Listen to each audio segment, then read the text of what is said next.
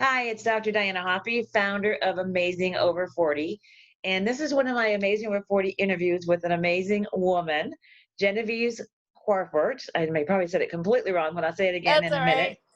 minute. And with these little interviews, what I want to do is really to educate, inspire, and motivate every woman out there to be the most amazing woman she can at 40, 50, 60, and beyond. And so today I have Genny Quarfoot. She is 42. What's amazing about her, she attended Villanueva University. She received her law degree from American University, and she practiced civil and criminal litigation and worked as an adjunct law professor before actually transitioning to a career in fitness, which I think is amazing. And that was in 2015, you changed to a career in fitness. Right. She's 42. She works as a fitness coach at Orange Theory and an at-home personal trainer. She's the mother of three amazing kids, Ben 11, Leo 9, and Chloe 7. And she lives with her husband in Carlsbad, California. So welcome, Genny, to the little program here, Amazing Over 40, Amazing Thank you Women. for having me. You're welcome. And we're going to talk about fitness today, which is what Okay. your whole amazing life is about. So, why did you switch from litigation, criminal litigation, to fitness? And what prompted you to do that? Well, litigation is a very stressful career to be in. And when I was in litigation, I didn't have kids.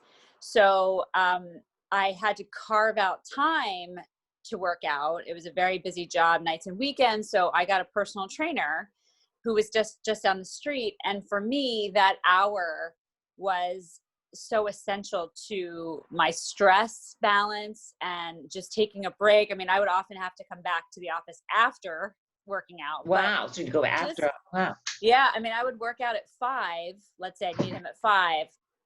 And it was that accountability that someone was waiting for me to show up Right. that made me get up and leave my desk. So I can promise you, if I had left the office at 7 at night and gotten home, I would not have worked out at home. I'm just not, I mean, I'm certainly not accountable that way either. So I saw the value in having someone who was as invested in my workout as I was. And so I would go, and that just, I looked so forward to it. And I remember being like, I'm so happy in that 1 hour. And I had to Wow. return to the office to a very stressful, chaotic environment. And so then when my kids were born, I left the law firm and took on, as an adjunct professor, just a more flexible hour job in law. Mhm. And then I really didn't, and I want people to know this, I really didn't get into a solid routine of fitness until I was 35 and my last child was born. So all Wow. before that, it was on and off, on and off. I would join gyms, I'd leave gyms. I just never stuck to anything. And so I really understand that part of fitness, that struggle. But when my last kid was born and we knew she was the last, and I knew I wasn't going to have maternity pants anymore, and I knew I wasn't going to have the, Mhm. breastfeeding ups and downs and all that, I was really ready to dig in, and I needed a break from those babies. And it just stuck. It became a passion.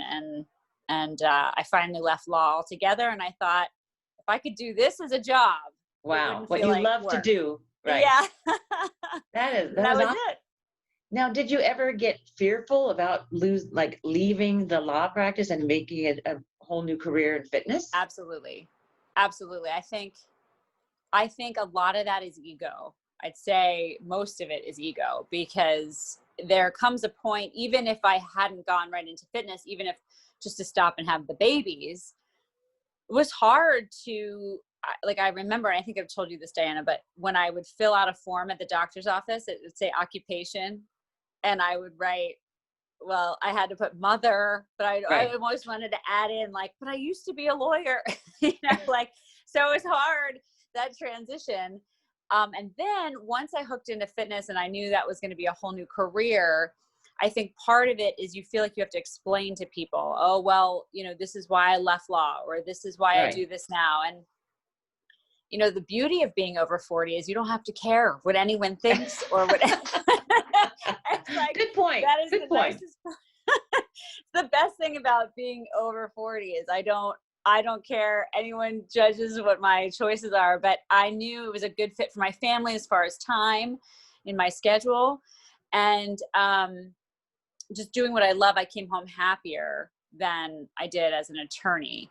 And if I had loved being an attorney, I would have made that work. So you have to find, I mean, I don't think you can lie to yourself about what makes you happy. And that's where health starts. I really believe health starts inside. So, you know, that kind of internal peace. So let's dig into some of the things that a lot of my listeners and those that follow me at Amazing Over 40, they had a lot of questions that they sent in. Okay. So let's dive in, because you are a true shining example of what fitness is and how you can fit it into your schedule. So this is from Joanne, and she is in San Francisco. And she said during the whole COVID epidemic for the last 6-7 months, not even maybe more than that for some, she really didn't exercise at all because she was really scared about going out. Now she wants to go back and do something regarding fitness and get back in shape and be amazing. How does she do that when she's been so out of it for the last 6 to 7 months? Well, I mean, I think fitness sort of ebbs and flows with different phases of life. And certainly this was a phase we never really planned for or expected. But in a lot of ways, it's no different than an injury, a pregnancy. We have to adapt, right, to our circumstances. So part of fitness is that the way to get back in is to figure out what it is you enjoy doing. Okay. So I tell people it's got to be something you like, or you won't stick to it. Right. And the second piece is, when you're first getting back in, is to not bite off more than you can chew. Good point. I often see clients who haven't been working out for a while, and they'll say, okay, I'm coming in 4 days a week. We're going to hit it hard, 90 minutes each session. And it's like, I would rather you say 2 days a week, no matter what, come hell or high water, I'm going to do something for 2 days, because it's always easier and somewhat more gratifying to add on, right? That's true. Add That's a good on point. to yourself. But what I find is, with exercise and with an exercise program, so much of it is mental. So let's say after 7 months, you haven't done anything. If you do 2 exercises, a week, you're like proud of yourself. But if you do 4, and then next week you do 4, and then the next week you can only do 2 because life happens and we all get busy, that really pulls you down. It makes you feel like, oh, this week is a wash. This week is a waste. I didn't do my 4. And then the following week, you're trying to come back up to 4. And it just has a real effect on your confidence and your mentality. So I say start with baby steps. If you're coming out of not doing anything, start with baby steps. Now, depending on what the program was before that you were following, I think a lot of people want to get back to the level they were at before, maybe. And that's frustrating too, because I know for myself personally, I have a knee injury. I haven't run in 3 months. So the first time I go running, I'm probably not going to hit the pace that I hit before. But you have to set that expectation for yourself. So managing expectations is another big piece to that answer.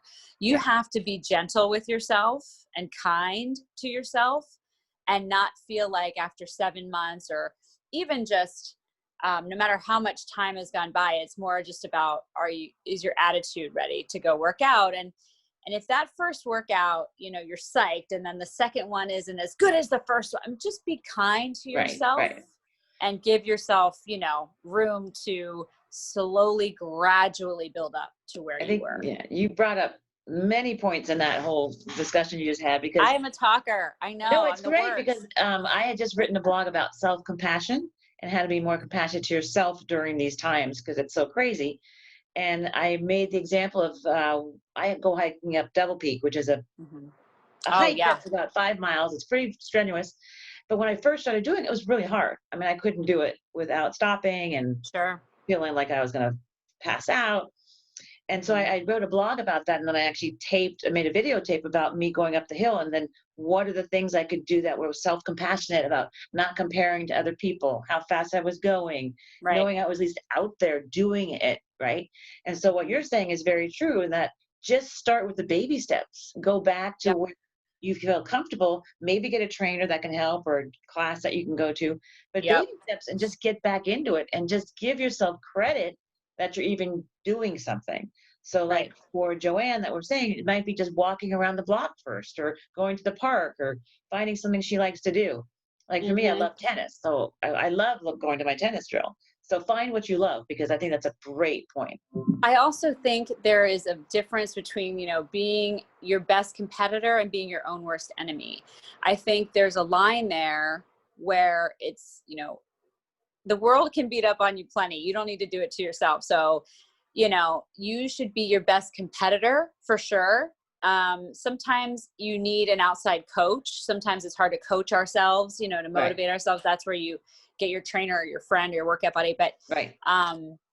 But being your best competitor is great, because then you're setting goals that you can achieve. If you run a block, the next time you could do that, but let's see if you can go a little farther. Right. Because last time you were able to go that distance. So just watching that line when you do get back in after a while off, between, like I said, being your best competitor versus, your worst enemy. So for someone who just wants to start back up, she hasn't exercised in, let's say, 6 to 7 months. You're saying start slowly, be your best Mm-hmm. competitor. What other things should she make sure she does? Like, let's say with like water intake and things like that. Can you talk a little bit about how much water we should be drinking? Okay, so my guideline on water is that some people go by, there's a ton on the internet, so I'm going to keep this really simple for you. I But like to go by your weight and not your age or anything. There's a ton of other metrics you can use. I go by weight.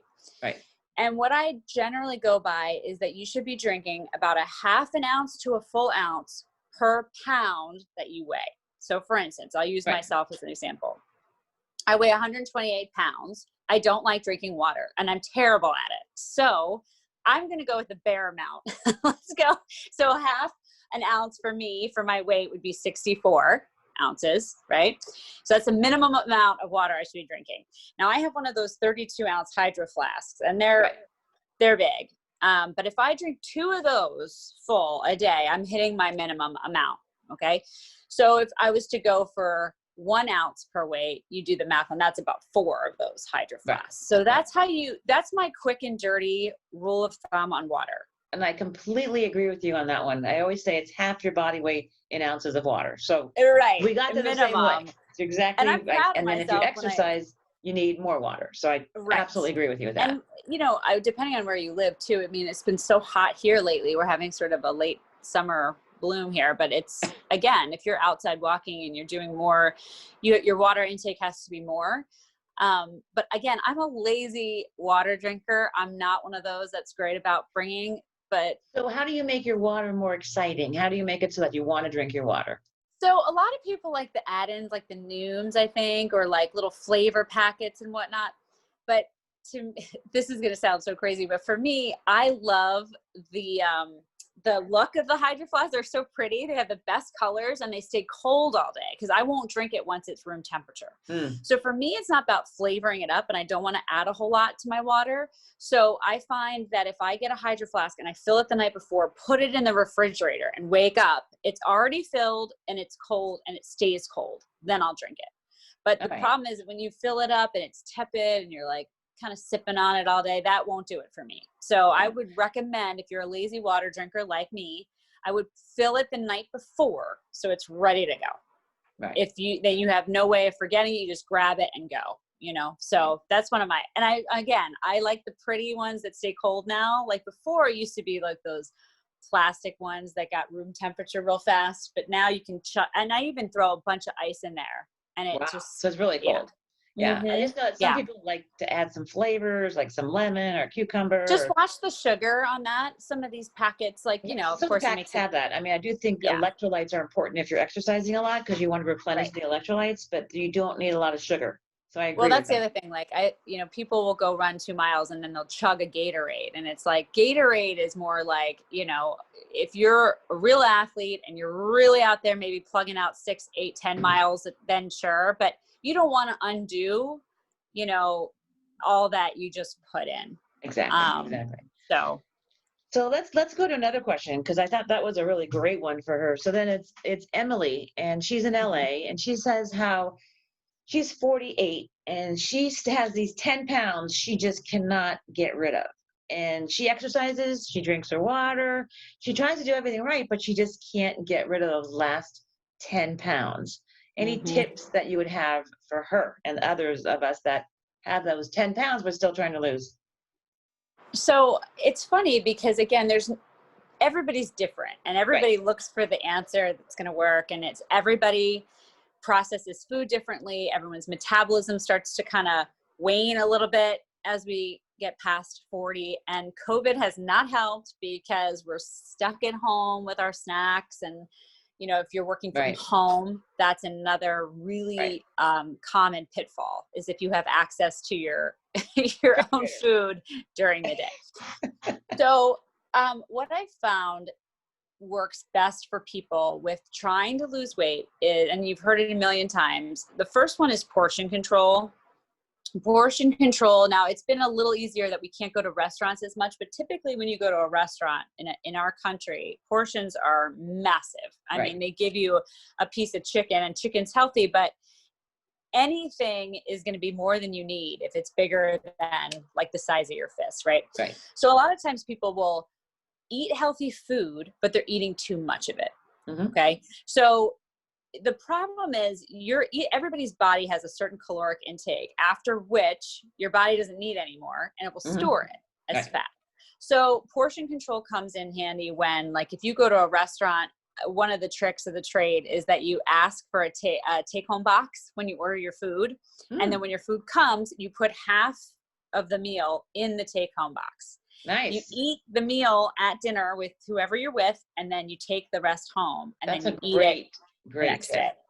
So that tip I learned from a client of mine. We used to talk about that, and she said, I'm great until I get there, and they put extra sodium, and it tastes extra great, and then I eat the whole thing, and then you know as soon as it gets there, you ask for the takeout box with the meal, you put half of it in, take it home. So that's one of my little tips. Nice. The other one is a lot of people don't eat enough. And I know that sounds very strange when you're trying to lose weight.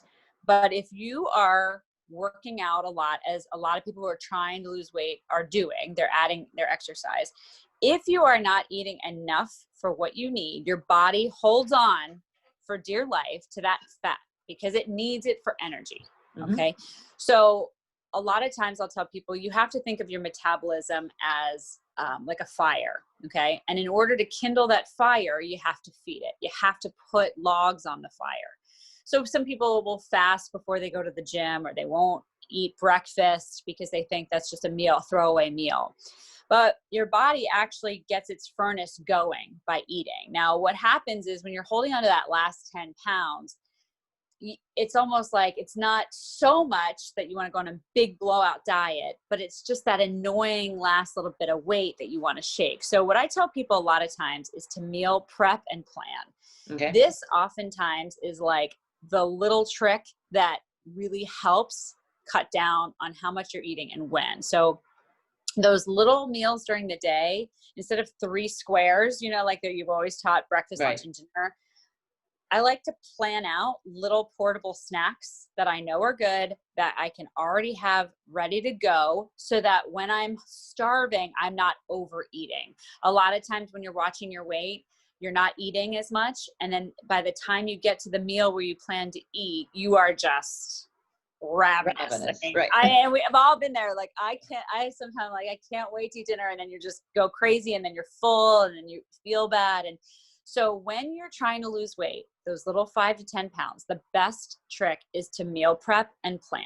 So if you're going to work out, you're going to be hungry an hour after that workout, have that snack ready to go, Okay. because it's like the old rule about you don't go grocery shopping when you're You're hungry. hungry? Hmm. Same thing. I mean, you have to think to yourself, I just worked out. I'm not going to wait, until the hunger hits to find the food. So the night before, lay out all the meals. And then again, there comes the portion control. You're able to portion out what you're going to eat, and it's your own food. So you know how much of it you like to eat.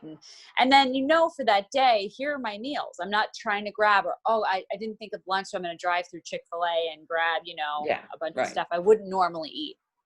So those last 10 pounds, it's not so much about, we know what not to eat, right? But usually it's not, we're not eating enough of the right stuff, like fruits and vegetables and leafy greens, that no one really thinks. If you prep that the night before, you're going to be so excited for that meal. You know, you've been looking forward to it because you liked what you put into it, as Right. opposed to trying to find it on the fly when you're hungry. So those are my two big tips. If you go out to a restaurant, watch those portions.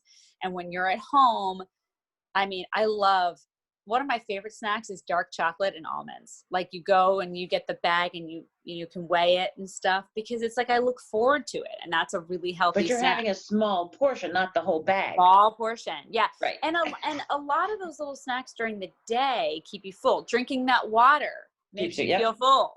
So, you know, instead of getting like a wrap, get the salad, put tons and tons of lettuce in there. It's filled with water and it makes you feel full. You know, it's like, you can trick yourself in a lot of ways to make yourself full when it doesn't look like you ate that much. So that's one of my, I would say, client feedback on meal prep is huge. So what about, you get the excuse, or the people say, not well, excuse, it could be a reality. They don't have the time. They don't have the To meal time prep? to prep. Well, that would be me. I am also a horrible cook. I don't like to cook. I have a husband who likes to cook. But a lot of times what we do is, if you don't have time, we like to do leftovers. Like, we'll make enough when we do cook that, bam, the leftovers are part of your meal prep. Okay. That's So good. That's a good point. Again, yeah. So leftovers is a big one. The other thing is a lot of frozen stuff. Like, if you go to Trader Joe's, they have tons of like frozen meals, frozen fruit, tons of that stuff that you can keep on layaway, so that when you are ready or able to, you can just grab it and go. Doing it the night before. Never, ever do your meal preps in the morning when you're running to work, or you're doing, your phone starts to ring. It's always at night.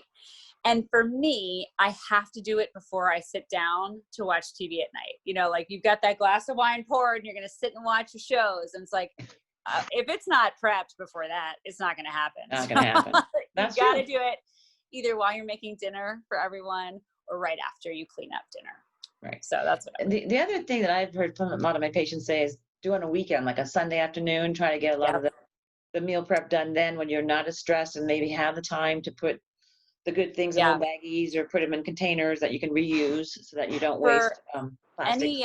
For any moms out there who are packing lunches like I do, I oftentimes will do, like, think of it like how you would prepare your kids' lunches ahead of time. You know, you're making them sort of assembly line style, like, you know, and that's how I do mine too. You know, once I pull everything out on the counter, I'm just like a little octopus. All my hands are going, and I just get it done.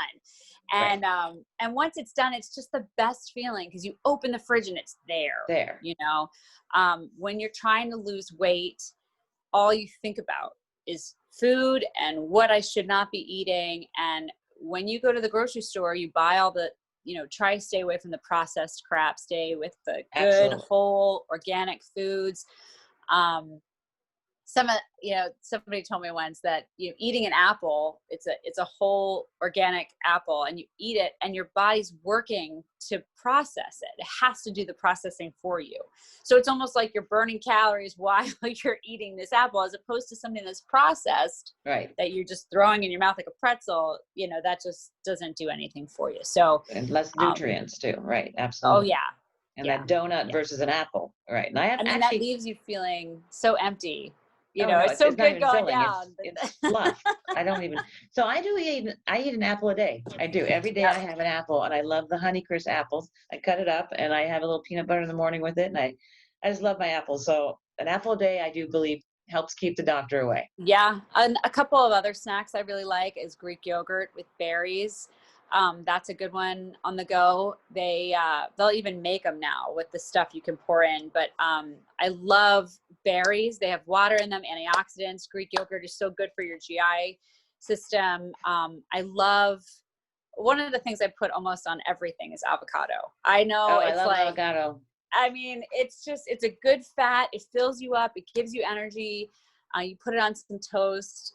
You put it with some eggs or egg whites. And you've got fuel for hours. So bananas and peanut butter, that's another one. They sell those peanut butter pouches, you know, and you just squeeze it out onto a banana. chocolate milk. That's another great one. So there's a lot of little portable snacks that you can plan for, that if you're creative and you think about what you like, then you actually look forward to them. You know, you Right. actually like, okay, I can And do listening this. to I'm not yourself. depriving. Right. Yeah. Don't deprive. Don't Yeah, don't deprive. Absolutely. And the other thing that when you talked about with water is in order for us to lose weight, we have to get rid of toxins. And the water helps get release of toxins because our Oh yeah. fat cells actually hold on to toxins. So as we Yeah. lose weight, we want to flush out those toxins. So Yep. water is huge. And one of Absolutely. the other things I think that we talked a little bit about when we were talking about getting ready for this program was about sleep and how important sleep is. So how does that work with the weight loss and how is that all related? Well, sleep is part of nature's recovery. Mhm. Every living thing, as far as I am aware, even little plants at night close up. You know, it's just part of really healing your body, and shutting down. And people, you know, people say they can run on very little sleep. I'm one of those people. I don't need a ton of sleep, but you should be trying to get about 8 hours of quality sleep. And you know, eight's the golden rule. I can skate by with 5, and then by 2 o'clock the next day, I need a nap. And who has time for a nap? I mean, I don't have. I wish I had Right. time scheduled for naps, but sleep is really important. It helps with weight management too. If you are, like studies will show, if you're really restless at night, if you're not getting good sleep, you tend to overeat the next day Right. because your body needs energy that it didn't get from sleep. Hmm. So that's a big one. The other thing is with alcohol, you want to watch alcohol consumption because that also cuts into the quality of your sleep. A lot of times if you drink before you go to bed, you don't get as full rest. You know, your mind sort of races a little bit more with the alcohol, not so much wine, but like hard alcohol. Yeah, it can affect the, like you said, the REM sleep, which is the Yeah, restorative sleep. So you're right, not getting that sleep. It's like when your body needs the cells to right. be rejuvenated and the glucose to go to the different muscles, or just basically your brain. Your brain actually needs to have time to Hmm. get rid of the things, the toxins in the brain. I mean, it's really Hmm. amazing how sleep is critical. And I need 8 hours at least. I mean, I love to sleep. Hmm. I had years where I didn't sleep because I had babies all times of the day and night. But now, so I cherish my sleep. It's one of those, Right. sacred things to me, and absolutely agree with you I on look that. so forward to it. Yeah, yeah. I used to think, oh, when you're younger, you don't want to sleep, I but when you know, get older, I like, oh, I love know, my sleep, but this is really good, and I it's for the whole know. body. It's absolutely necessary. I Yeah. think we have a few more minutes. I want to go to another question, and Okay. this is from Susan in New Mexico. She is exercising, but she's kind of worried as she's getting older about injuries, and how do you Mhm. prevent injuries? Because we're not maybe as balanced or as agile as we used to be, Right. potentially. And what can we Right. do to help prevent injuries? So, you know, after 40, fitness, it looks different at all different phases of life, but injury prevention is so key to, well, first of all, maintaining that muscle mass that we start to lose after 40. And I'm Right. sure you talked about this, but bone health and muscle mass, we start to lose some of that as we become pre-menopausal, post-menopausal, all that stuff. So what I like with my clients who are older and worried a lot more about injury prevention is functional fitness. And what functional fitness is basically mimicking activities of daily living that you do all the time and really starting to hone in on building muscular strength for those activities. So for instance, Okay. lifting laundry baskets, groceries, getting in and out of your car, climbing your stairs. Those are things that people do every single day, and they don't realize that those are the same kinds of exercises that you can do in a gym with a little extra weight. There's basically 6 basic movements: squats, lunges, pushing, pulling, hinging at the hip, bending at the hip, and then the plank. And those are the Right. simple exercises. And activities of daily life are sort of, we use all those movements in everything we do every day. So I'll have people say, I can't do squats, they're bad for my knees. And I'll say, but you go to the bathroom, yes? That's You right. sit on a toilet, yes? Or they'll say, I can't do anything with one leg at a time. And I said, well, when you get out of a car, do you swing your legs out or do you get out one leg at a time? So people who have stairs in their homes are worried about falling. I had a client who said that her worst nightmare would be to have to move out of her house to get a single story because she could no longer climb stairs. She was afraid to fall. Mm-hmm. And so we would actually talk about, okay, we have to take everything you do in this house, whether it's, like I said, carrying groceries in or walking up to your bedroom, and work on those moves. And that's functional fitness. It's a multi-joint compound exercises that work everything that you do. So I tell people who are afraid of injury, don't be afraid of a little strength training, because that is going to strengthen the muscles that you use on a daily basis. That even if you were to fall, you would not break a hip and you would know how to get up. Okay. So those are some of the things that when people think about injury prevention, they're like, well, I just don't want to get injured at all. It's also about the recovery of an injury. We all get injured at some point, but the healthier you are when those injuries occur, the faster the recovery time, right? So exactly. It's all packaged into the same kind of exercising, strength training, flexibility, stretching. I know you just did a post on stretching. Stretching is key too. Yeah. Balance. So I sort of put this in the other category. There's always like strength training, cardio, and then other, which is like stretching, flexibility, balance. And those are equally important. I mean, I know people who are saying, oh, I won't go to a yoga class. Like, I don't really sweat. I like to really work out. Well, as we get older, our muscles get tighter. And especially during COVID, a lot of clients have said, just sitting all day at their home office with a chair that's not maybe your office chair. It's just a chair you've got, at your home desk. The lumbar support and all that. Foam rolling is my most favorite flexibility strength stretching. It is just, I live with my foam roller. It's $15 on Amazon. It costs nothing. You can do it 3-4 times a day.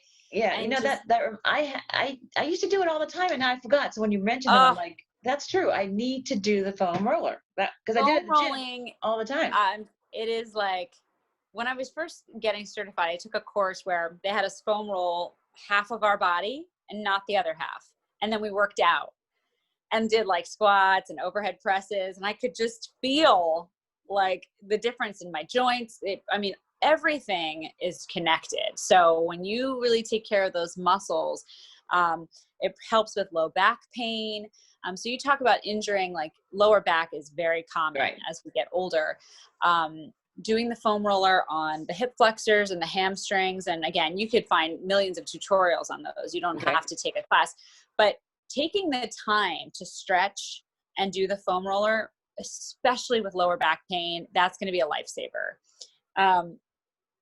Balance is something that, again, people don't do enough of, but I say it's as simple as washing dishes, standing on one foot. Like, do something. Your teeth. Yeah, brush your teeth, stand on one foot. Like, just trying to find ways, to practice balance. Balance is something that you only need when you need it, right? When you slip and fall, you're like, oh, my balance. But if you practice it, it's like anything else. Like when the moment comes, you feel like you're going to fall, you'll either catch yourself. And if you don't, you're strong enough now that you can get up and hopefully not have that injury. So I do talk a lot about taking care of the other part, not just the weight training and the cardio, but the stretching and the flexibility and the balance is equally important. I absolutely agree with you. And I think that the foam roller, I need to get that out because I'm like, what? When you mentioned that, I'm like, oh my God, that is a true fact. I haven't used mine. And that's a big deal to me because I used to love to do that. And I'm like, when I stopped going to the gym, I just stopped thinking about the foam roller. So anybody who's experiencing like hip or knee pain generally can be worked out with some good time on that foam roller. On that roller. Yeah. Well, just with a few minutes left, how would you like to close? How would you like to tell all those listeners of ours at Amazing Over 40 how they can stay fit and amazing these next X number of years that we have left? I think that, it's a choice. We always making choices for other people, for our kids, for our spouse, for our house, for our job. And you have to remember to choose yourself, putting yourself first with mental and physical health is the utmost importance. You can't downplay that.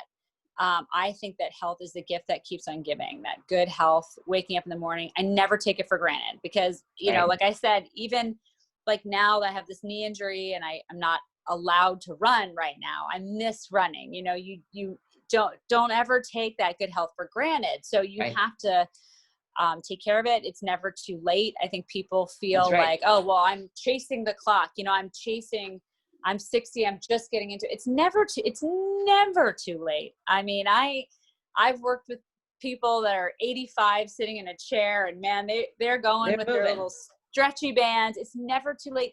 And the last thing, and I know I've told you this, is that fitness is for everybody. You don't need a lot of money, a lot of equipment. It can be free. It can be done at home. Make sure you have a support system for it, that you have people that, you know, you can tell about your workout. Make sure the person you live with is supportive of, you know, you trying to get healthy. And but definitely start to choose yourself and remember it really is for everybody. So yeah. Well, you've shared an incredible amount of information. I mean, you are truly an amazing woman. And I hope that we've inspired and motivated those listeners, because you've motivated me to get my roller out and start doing that, because that makes total sense to me. And I just hope I can have you again as one of the guests, because I think today we really covered some amazingly important topics for all of us here at Amazing Over 40. So thank you again, Genny. I really thank you for being part of this today. And thank you for having me. It's a pleasure. Oh, thank you.